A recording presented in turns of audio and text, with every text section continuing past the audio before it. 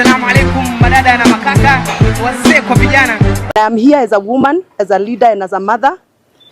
I am here to speak on behalf of many women, many family members who are struggling because of doctor strike. I am sure you know how many mothers are delivering in our hospitals without assistance of doctors.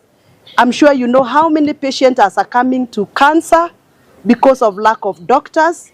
I'm sure you know how many accident victims are abandoned and neglected in our hospitals because there are no doctors to even operate on them. I'm sure you know the economic stress that Kenyans are going through, and they cannot afford to sustain private hospitals' medication, and therefore we are losing thousands of Kenyans in homes abandoned because of lack of medical attention.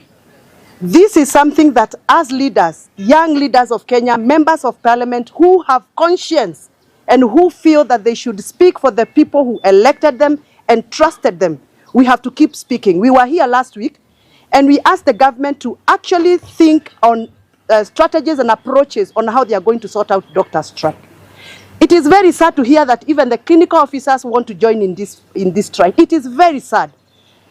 I want to beseech the government of Kenya, the Kenya Kwanza government, which I am part of, to kindly listen to the plea of Kenyans. The many patients who are succumbing into various medical issues because of lack of medical attention, which is supposed to actually be provided by our doctors and our clinical officers. I also want to say this. Doctors are voters like any other voters of Kenya. And if we have to fight for voters of Kenya, doctors are part of those voters. And therefore, their small votes, even if there are 10 of them, should be respected. I want to call out on a scheme I can see coming, a government sabotage scheme that is coming from within the government of Kenya. It cannot be that we are sabotaging ourselves when it comes to issues of economy. We are sabotaging ourselves medically.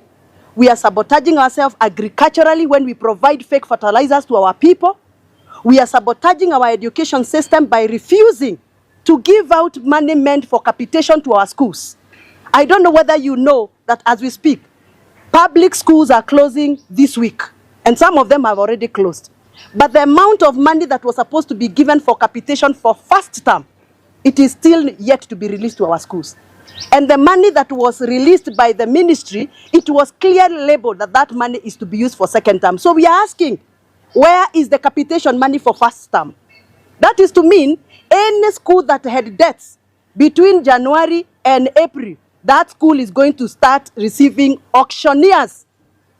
And these are issues we are talking about of sabotage. Who is sabotaging the government of Kenya? I think this is time for us to start calling spade. A spoon is a spoon, a spade is a spade. A problem is a problem. I know you're wondering, why are these few members of parliament speaking? Because these are the people who have the conscience. We all swore to protect the constitution of Kenya.